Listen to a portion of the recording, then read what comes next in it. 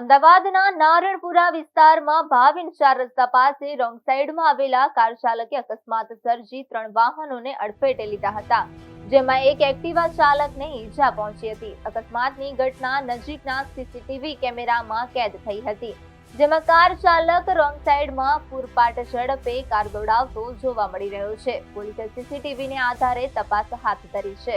નારણપુરા વિસ્તારમાં ભાવિન 4 રસ્તા ખાતે પૂરઝડપે એક કાર રોંગ સાઈડમાં આવી રહી હતી. કાર ચાલકે 4 રસ્તા પાસે પહોંચતા સ્ટીયરિંગ પરથી કાબુ ગુમાવ્યો હતો, જેને કારણે 4 રસ્તા પર એક્ટિવા, રિક્ષા અને અન્ય કારને ટક્કર મારી હતી. આ ટક્કર વાગતા એક્ટિવા ચાલક એક્ટિવા પરથી નીચે પછડાયો હતો, જ્યારે રિક્ષાને ટક્કર વાગતા રિક્ષાની દિશા પણ બદલાઈ ગઈ હતી.